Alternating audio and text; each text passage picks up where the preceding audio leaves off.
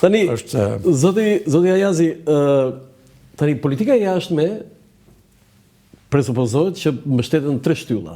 Ato janë vlerat, interesat dhe fuqia. Ne ku jemi ne Shqipëria?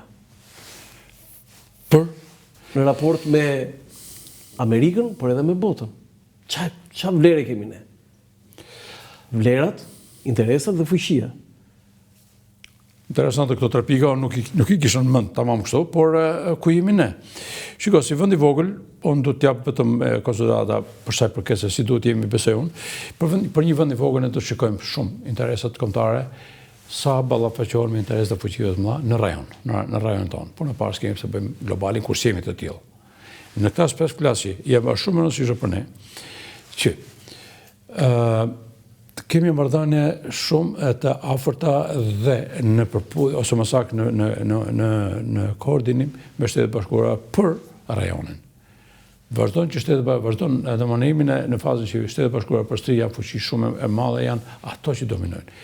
Ka një të mirë në këtë mes, Shtetet Bashkuara pavarësisht ndryshimeve radikale që ndodhin me ardhen e administratës Trump, Shtetet Bashkuara përsëri kanë dhënë Europën që të jetë një mënyrë interlokutori kryesor me problemet shqiptare në Ballkan. Unë flas jo vetëm shqiptarët, por edhe rajonalet.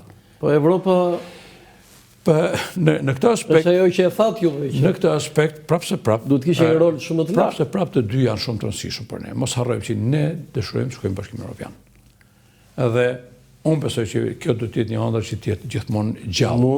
Sipas ju besoni asaj që deri në 2030 do jemi antar? Rama ka drejt për një gjë. Rama thotë që kjo është gjë politike. Në kohë i plotësojmë apo se plotësojmë ne detyrën. Jo, kjo është e vërtetë. Kjo është e vërtetë. Le të jemi te kjo pikë. Në këtë aspekt, nëse gjërat precipitojnë më shumë se sa janë, sigurisht që do jetë proces që mund të përshpejtohet. Pra dhe mund të kalon ato fazat të famshme të zbatimit të saj. A do ndodhi kjo punë? Nuk e di. Se mos sëmurë do njëri aty te Shtina, ka në një ftoje. Edhe ndodhi kjo punë, por aty që puna, ne kemi shans të madh që Europa pavarësisht gjithëve, Europa është në demokracisë dhe kështu ka qenë. Dhe ne kemi pa gjithë secili për nesh ka qenë Europë, kusht në ligji, ku janë shtetet ligjor. Ka ndryshuar shumë. Dhe këto ka ndryshuar shumë politikisht, ka ndryshuar në nivelin lart, për nivelin e mesëm, në nivelin në menaxhimin e shtetit, Europa është po ato që janë. Mund të them një shembull që është shumë e rëndësishme për të thënë. Në 2011 unë isha përfaqësuesi i Shqipërisë për cyber security në Bashkimin Evropian. Kështu që shkova për një vizitë, kishe punë për të bërë në Bashkimin Evropian. Dhe me një ish punonjës tim u takuam po pinim një birë ishte nata e parë që shkova po pinim një birë në Bruxelles në Grand Place. Gjithë me ne, 12 larg ishin 3 veta, tha shiko, ajo është prime minister to be, tha. Ky ishte kryeministri, sa kishte fituar zgjedhjet, kryeministri belg asaj kohe, dhe këta dy shokët e vet të partisë. Ai ishte bërë akoma kryeministër, apo kishte fituar zgjedhjet. Ato ishin të 3 me xhinse, ishin duke pi birë për çet vetë dhe kush nuk e shikonte. Ai kryeministri nuk e pranoi më u bë kryeministër asnjëherë deri në fund. Ai 2 vjet rresht Belgjika ndeti pa kryeministër. Dhe Belgjika funksiononte si sans veteran. Asnjë gjë si përveç politikës jashtme që ishte diçka që ishte problemi, ishte handicap, të tjerat brenda punonin perfekt.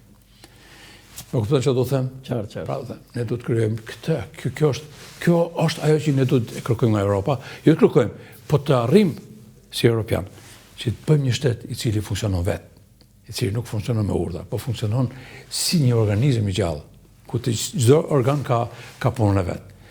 Pra, si ide, pse thashtë, ky duhet të jetë synimi jon, ky duhet të jetë synimi i klasës politike që vjen e shkon. Që Shqipërinë ta bëjë një vend që është autosuficient, që është i zoti me punu në vetvete. E mos rrim gjithkohës varur si dikur me zërën Amerikës, që sa e mbamen, sa ati me i moshi e mbamen të bon. Ja, e ne do të punem bëjmë detyrat tona, do të punem sepse nëse ka një krizë të jashtëzakonshme për ne, është largimi i njerëzve. Për mua kjo është e tmerrshme. Kjo është e tmerrshme. Dhe largimi i njerëzve, po largimi i njerëzve cilësor. Dhe në këtë aspekt, të gjithë klasa politike duhet që të fokusohet në këtë pikë, të bëj shqiptarët që të vinë të rëndojnë në mbet, të është të mashme. Kjo është, mos themi... Kjo është tragjike.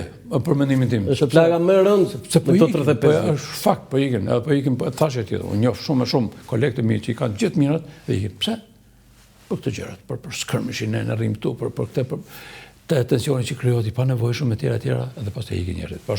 Pra, këto janë për mendimin tim ato që ne të shkojmë tek Europa. Kjo është themelore. Europa është një vend ku shteti punon për qytetarët e vet. Këtë duhet të bëjmë. Ne po shikojmë investimin nuk është se s'po bëhen. Po pse po ikin njerëzit prapë se prapë? Kjo është pyetje që duhet të bëjmë vetë politikanët për mendimin tim. Në falish po, siç e pe, unë jam politikan dhe nuk do të shkoj më për te, por në fund të fundit, ndërsa unë personalisht unë mendoj që është themelore që ne ëndrrën për Europën mos ta humbasim kurrë. Nderuar, ju keni drejtuar për 5 vjet misionin tonë në NATO. Unë kam pasur fatin të jem atje. Ju ishit te godina e vjetër e reja. Unë kam fillu ke vjetë, kam mbaruar tek e reja. Pas ke inauguruar, domethënë. Po. Tani nëse ka mundësi regjia atë, kjo është godina e vjetër. Kjo është godina e vjetër, po kjo është hyrje kryesore godina. Se kush shkon atje e bën një foto te flamuri i ynë është i pari, domethënë, me Albania. Dhe mbas kësaj ju kaluat te godina që është përballë po, rrugës. Foto tjetër? Tamam përballë kësaj. Përballë kësaj, po. Një kështu na. Tani kjo është, gjigande është.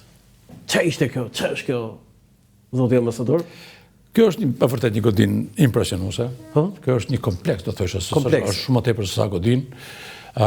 Këtu janë zyrat qendrore, aty është gjithë recreation mall që është për sport, për restorante, për gjitha pa pjesa tjetër në veri të saj, se ky është aksi veri jug. Po? Kam pasur privilegjin që unë të jem ambasadori i parë e NATO që hyra në zyrat e reja. Si ishin zyrat tona?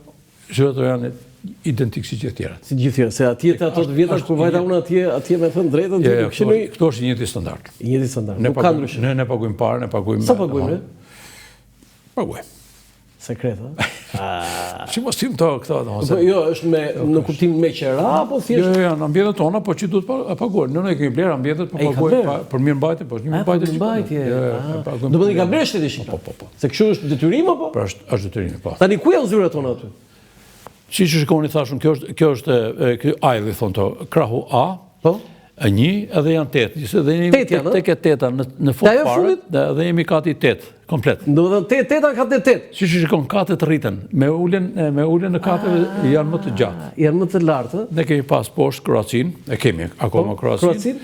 Po, pastaj me radhë ka vende të tjera. Por dhe përballë në kati 7 është në godina tjetër në 7, në godina tjetër janë Shtetet e Bashkuara të Amerikës, të cilat kanë një 3 apo 4 kate. Do të në Amerika është këtu, te 7-a. E di çfarë do të unë po të pyesja thosha, ore por ne pas kanë futur atje në cep, se mendoja që Amerika do ishte e parë. Po godina e parë kush është? Godina e parë është kjo. Jo, kush ri? Apo s'ka? Këtu është Gjermania, Polonia. Godinë B të si më saktë, kush i moment. Në godinën B ishte Turqia, ishte Italia, nuk kishte. Qartë, po ne kemi Amerikën pranë. Kjo është në rregull, domethënë. Tani, ambasador, sa kemi ne, sa sipërfaqe atje? Mjaftuar për delegacion. Ne jemi delegacion, delegacion, domethënë i vogël. 20 diçka, 20-30 shumë diçka. Diçka e tillë. Kështu që ishte perfekt. Domethënë, po ne kemi akomodim perfekt. Për apsirë që kemi ne. Mos harrojmë që ka delegacione tjera të cilët ndajnë, 2-3 ndajnë bashkë. Poshtë nesh, ka 2 katë poshtë nesh, Malezi ka një pjesë, pjesa tjetër janë zyra. Do të nuk është ka, jo si NATO-s. Ne nuk rrim me të tjerë ose në godinën e dytë ka erdhi Maqedonia e Veriut. Po, dhe Maqedonia në katën e parë, pra në katën e 0 që thonë to, ka marrë një pjesë të godinës, kurse pjesa tjetër janë zyra. Pra, ne jemi të privilegjuar aty ku jemi. Ne aty. Kush e zgjodhi atë? Na zgjodhën o e zgjodhën? Po, unë besoj që kolegu dhe miku im, Leonard Demi do e ke zgjedhë. Që ka qenë para se juaj.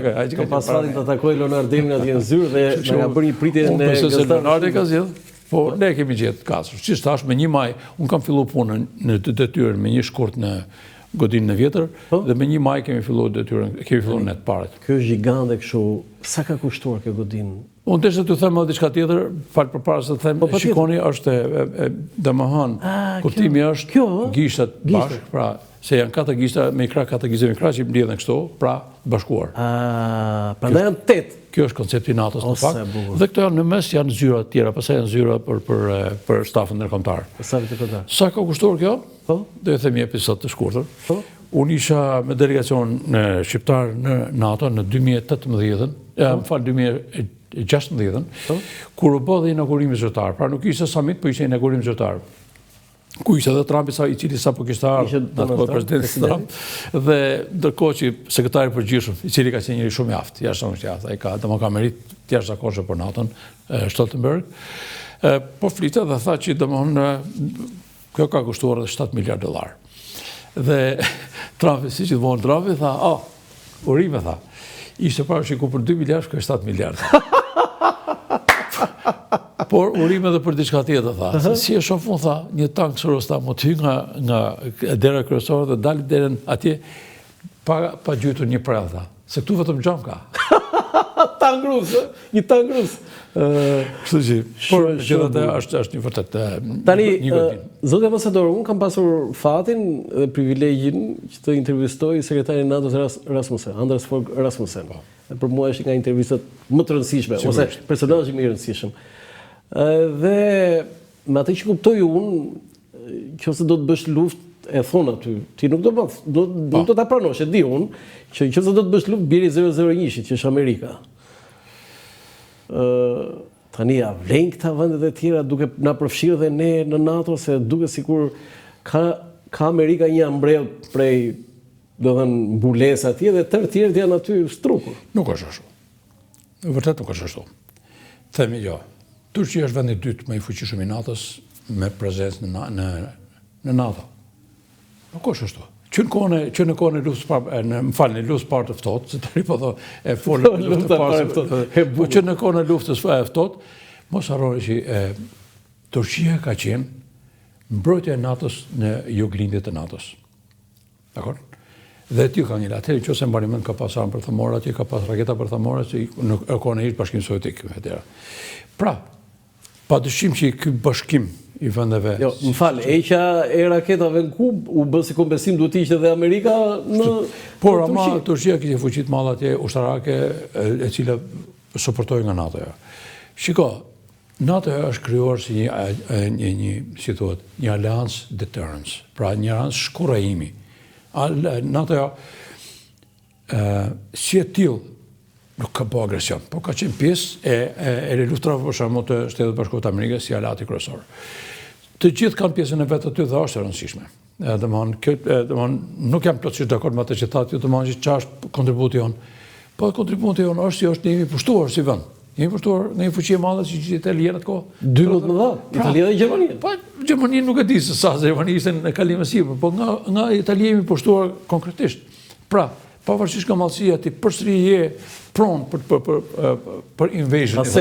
Atëherë në këtë aspekt është për mua nëse ka një arritje të madhe, të jashtëzakonshme, Shqipëria është futur në NATO.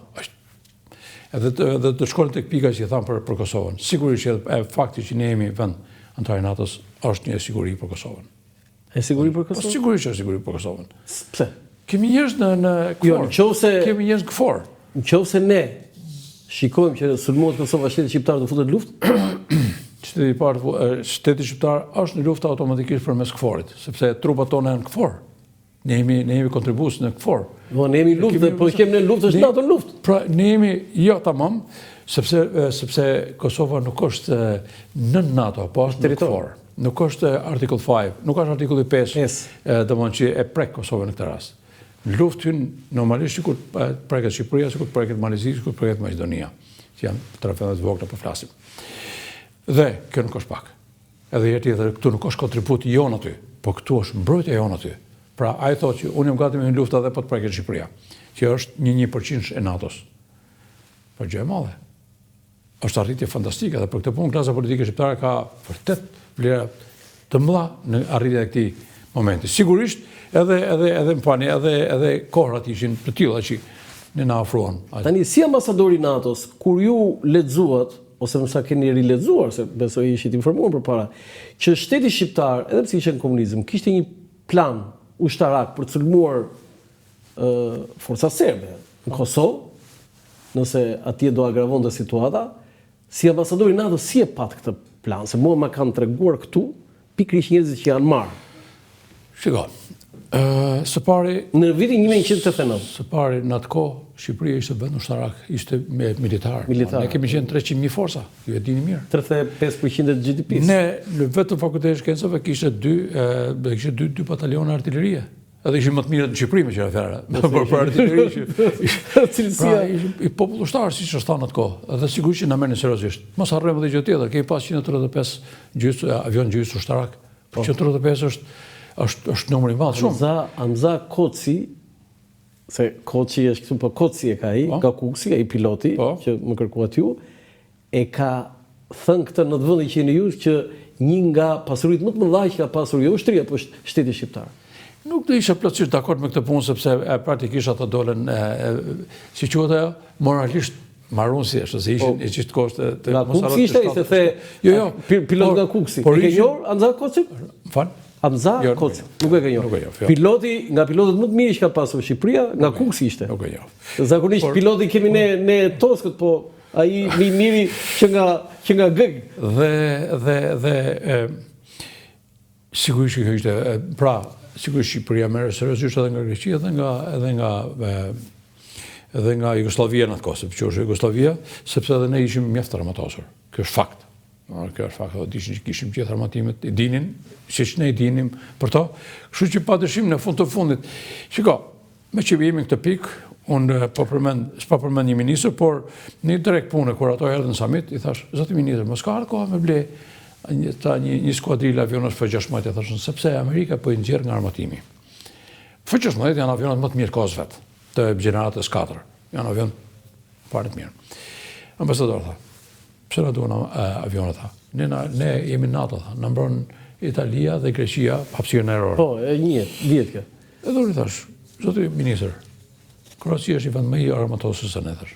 Edhe Kroacia ne mbron edhe një vend më i fuqishëm se sa Italia dhe Greqia më lën Gjermania thash. Pse?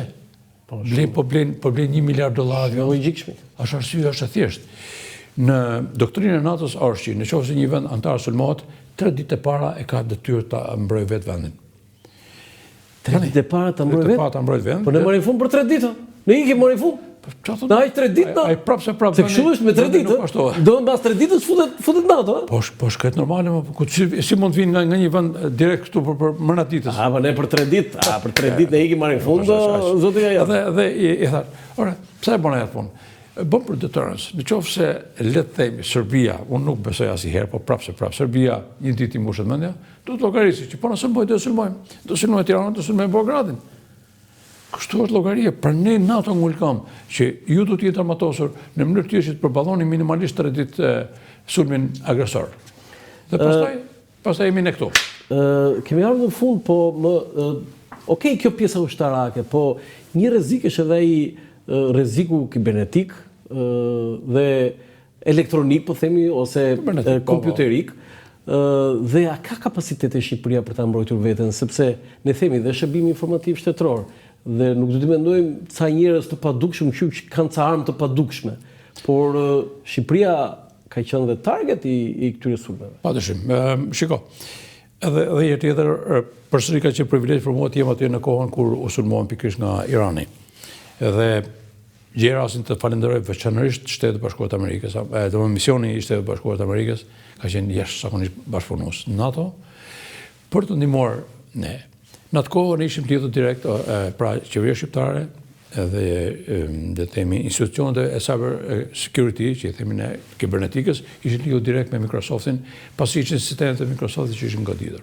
Dhe kemi pas fatin në vitin u goditën në vitin 2022-ën, ose ka po, 2022-ën. Edhe kujtoj që ne kemi pas një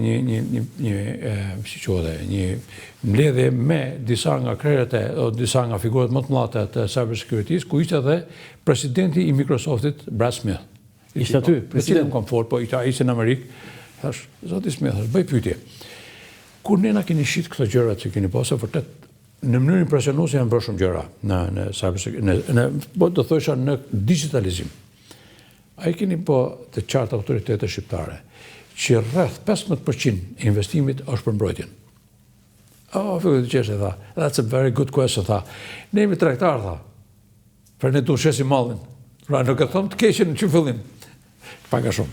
Por këto u tha, ishim ne dhe gjithë bashkë. E thashte për tonë që sigurisht ne kemi investuar shumë.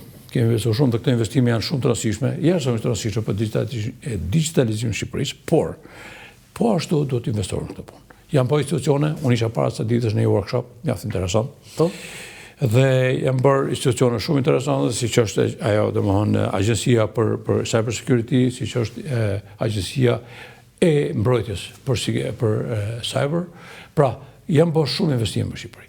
Tani ju thatë, a jemi të mbrojtën e? Jo. Nuk jemi? Sa është shtetë bashkuese në mbrojtura. Asa ta? Miku im, vetëm para pak ditësh 4 aeroporte europiane u bllokuan komplet. Pra, në cybersecurity më shumë luftohet me attribution. Pra, qoftë ka frikë, ai po që sërmon ta gjenë mundësinë, se të sërmon edhe një hacker, jo një shtet. Se ka disa nivele. Ka shtet sponsored, siç është Irani në këtë rast, ka organizata, siç janë shumë organizata të cilët, që është darknet e tjera, po ka edhe hacker aktivistë që të prishin ato website-et, të bëjnë DDoS, si thonë DDoS, se kjo është fusha ime, është profesioni im. Kështu që nuk jam në diplomaci në këtë rast. Pra, e thonë me kështu është, nuk ka shans që ti të shmangësh, por ti i përgatitesh që ti thuash po mësulmove, unë të gjej se kush je dhe unë të selëmë mbrapsh. Pra, kjo është mbrojtja më proaktive. Juve personalisht ju na hakeruar ndonjëherë llogaritë tuaja në rrjetet sociale, për shembull, emaili. S'para kam rrjetet sociale unë. Po emaili. Jo. Më kanë ndodhur kur kam qenë Shtetet Bashkuara të Amerikës, më kanë hakeruar llogarinë bankare dhe më kanë marrë $1.500. Kur ishit në Amerikë, më fal, kur ishit në Kanada. Kanada. Ti kanë hakeruar. Tani kur ti kanë bërë ty këto, çfarë do të themin e tjerë? Jo, më është puna. Ti vë $1.500. Sot isha foku. Sulmi kibernetik fillon që nga passwordi, emailit tuaj, i celularit tuaj. Po e ndava me tikë tjetër. Po e ndava aty. E ke nxjerrë shesh. Po se vore i password fort, po kështu. Pra, kjo është e shpreha. Zinxhiri është aq i fortë sa hallka më e dobët e tij është e fortë. Kështu që për të hyrë këtu mund të zinxhiri është aq i fortë sa hallka e tij më e dobët është e fortë. Është kështu. Kur të rresh zinxhirin kputet hallka e më e dobët e para. Kështu që këto janë edukim, nuk është vetëm nuk është kapacitete, nuk është vetëm teknologji, nuk është vetëm investim, por është edukim. Njerëzit do të rrinë me gojë mbyllur, mos flasin të nxjerrë sekretet e shtetit aty, ne shqiptarët jo, nuk kemi as keq. Nuk kemi as keq. Tani jemi rrezik me iranianët atje në nuk e di. Do të flas për këtë, do ta kem parë se çka ka atje, kështu që nuk e di.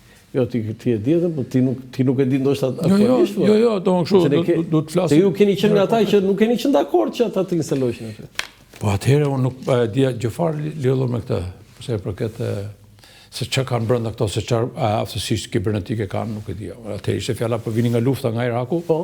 Dhe falënderisht ja thatë, po, unë kam qenë kundër kësaj. Edhe kam qenë kundërshtar, si e kam kundërshtuar ndaj kryeministit Berisha, ashtu edhe kryeministit Rama, kam thënë, kemi kapacitetin ne për ti marrë. Për ti ruajtur. Po ata nuk kemi kapacitetin në kuptimin që për rreziqet që ata paraqes. Po si dush. Unë nuk merrem atë punë sepse unë merresh në atë kohë për sigurinë kombëtare. Tani kemi ardhur në fund, po kam një pyetje të tillë. Ambasadori i Shqipërisë në NATO, si ndiheshit ju që në NATO, Shqipëria në NATO, kishte edhe një shtet si Greqia që kishte një ligj lufte me ne, edhe pse dy ishim në NATO? Shiko, së pari, du të them, ka qenë privilegj i jashtëzakonshëm që kam qenë në NATO. Edhe këtë e falenderoj çdo që ka kontribuar për të punë. Kam bërë më të mirën timin atje, veçanërisht kam mbrojtur shumë Kosovën, në çdo rast që kam pas mundësi. Po. Në atë kohë ishin përsa për këtë Greqisë, ose vendeve si Greqia. Vërtet, unë po të them kaq. Ambasadori i Greqisë ishte nga mbrojtësit më të mirë të shqiptarëve në NATO. Ishte kaq simpatik, unë po tregoj vetëm i shembull. Ne ishim në KFOR, Sinak, komplet ambasadorët në KFOR, dhe thirrëm për të na raportuar gjithë përfaqësuesit ndërkombëtar në NATO, në KFOR-it, që ishte Jomi, ishte Bashkimi Evropian, ishte përmes atij, përmes otire, si e quhen, asaj agjensisë ushtarake e policore. Mape këto të tilla dhe edhe ato po na raportonin. Në një moment ishte profesuesi i kësaj policisë, s'po vjen mend tash, i policisë e Bashkimit Evropian, ishte Europoli këto irlandezit. Europoli, eksakt. Ishte një irlandez i cili ishte drejtor. Europol, ai than, ç'është mendon? Shiko tha. Unë ditë them të që unë kam marrëdhënie të shkëlqyera tha me organet ligjpatuese të Kosovës që janë shumë profesional. Dhe foli mirë. Po foli goxha mirë, edhe domosdoshmë që kënaqësi, edhe bile unë desha ta marr parën më herë për të falenderuar u quh Greku i cili ishte edhe dekani jonë, kishte shumë vite. Dekan, po, sepse ishte ambasador rase, jashtëzakonisht i eloquent për vendin e tij, po edhe për ne. Si quhej? Spiro Lambridis. Është shkrimtar me shumë emra. Mos është nga Tarvanita si ton. Ky është nga Veriuj, domthon nga Vërepire. Vërepire. Ai hyni që nga shqiptarë. Edhe më tha, mua tha, kur sa ka marrë atje, më tha kështu. Ambasador tha, pararsin tanë kam pas mik tha. E diti që pararsin jemi se çam tha, i thashun, si se di. Leonard Demi. Si se di për Leonard. Demi është Mark. Si se di tha, si se di. Edhe po i them këtë që ku erdhi puna te kjo i tha, u ngritë për 1 minutë. Ora çfarë po tha? Ne flasim për Kosovën vetëm për probleme tha. Jo s'bën këtë, jo s'bën atë. Ti po në nxjerr Kosovën që ka më mirë se sa në Europë tha. Zgjedh më të mirë në Europë e bëka Kosova tha. Ekonominë ka pa borxh, gjithë ka të pet. I tha, pse e thrasim atë Kosovën në NATO ose e thrasim në Europë vetëm për ta sharë tha. Kërkush është lopton? E ka thonë ai aty. Pra, nuk e kam dier fare këtë që po thoni ju, sepse përgjithsisht unë sa për dini unë kam quar ambasadorin. Pse se heqin ata? Pse formalisht është. Po ta heqin dreqin. Ja thash edhe eurodeputetit Fredi Beleri, e kisha një intervistë, ore po hiqin ja drejt lufte i thash, ligj lufte e keni kot i thash. Kështu që është mos harroni që Greqia ka pritur Albin Kurti kushtet e saj. Edhe Greqia ka pas marrëdhënie shumë të afërta me Kurtin, ishte një moment sa besoshe që i thanë Shtetet e Bashkuara. Po 3 gazetarë të Shqipërisë kanë shpallur non grata. Po kjo? Po, e çuditshme. Çfarë do të thënë ka kjo? Ja për ju. Zhvishu nga ajo e detyrave që ke mbajtur, po tani thjesht një qytetar po pyesur. Si ka mundsi Greqia 3 gazetar, Marin Mema, Arlon Kalaja, Artan Hoxha i shpall non grata. Dhe zoti Beleri tha që sepse tha edhe Shqipëria tha ka shpallur non grata. Unë nuk e di ku ka shpallur Shqipëria gazetarë, se unë ja thash atë. Nuk e di. Gazetar non grata nuk ka shpallur Shqipëria. Nuk e di. Po është Gjosh, ai si ka pas Nicolas Gage. Ai është gazetar. Ai është once upon a time. E para njëherë si ishte gazetar, dhe kishte tjetër. Shiko, grekët kanë memorie historike, mos harro. Kështu nuk harrojnë fort kollaj gjërat, por sigurisht është ashtu si ligji, ashtu siç është totalisht kontroversial ligji i luftës me Greqinë, ku ne kemi 1 milion shqiptarë atje, të cilët, me qira fjala më thon, ky miku im që tashun, vishë tha. Ora, unë kam shkruar një libër tha kur kanë shqiptarë për herë të parë atje tha. Edhe unë kam pas babën kolonel tha. Edhe baba im u bar mik me mua tha. Se i thash, mirë se urojini shqiptarët që erdhën. Sepse shqyqyr që erdhën këto, përndryshe do ne zënë vendin ato që vinë nga jugu. Çfarë më kanë bërë më tha atje, mytën tha. Mas 20 vjetësh me 2016 tha e kam votuar pa mpyetur mua tha këtë libër. Kur filloi ardha këtyre. Atëherë si arrin ata shpallin 3 gazetarë non grata? Tha, i thashun, Spiro thash. Më vjen shumë mirë, falenderoj për ty, po pse ka i ke këtë sentiment? Po si mos a ke këtë sentiment, disho ta? Ju keni studentë më të mirë të Greqisë janë gjithë shqiptarë, tha. Gjithë nga më thot ambasadori grek të punë, miku im. Thotë ju, gjithë plamujt ai nga shqiptarë, tha. Ju jeni inkurajtuar më mirë se sa na grekët tanë në shoqërinë greke, tha. Pra është absolutisht e panevojshme tha me bë të tilla gjëra. E dënoni ju këtë vendim të autoriteteve greke për gazetarët? Padyshim më duket dënoja është pak si shumë, por domosdoshmë duket absolutisht inappropriate. Okej. Dhe rasti i përplasjes me zotin Beleri, kishit një koment? Ja, s'kam koment sepse thashë kjo është politike, do të jesh brenda politikë për politike ngushtë, për të kuptuar. U bë çështje në Greqi, u bë çështje mes shteteve. Kaq besoj se mund të them, nuk di. E kuptova. Zoti Ajazi, unë rrallë thema të fjalën e shijova, por intervistë të fortë, serioze dhe tejet analitike, rrallë kam pasur, sepse po të thosha që duke sigur isha akoma i ngrohur edhe i nxehtë me këtë, po të falenderoj shumë dhe të jam mirënjohës për këtë intervistë. Nësi ishte imja. Falenderit. Të nderuar teleshikues, ky ishte emisioni im për sot nga Ora në Qafoku.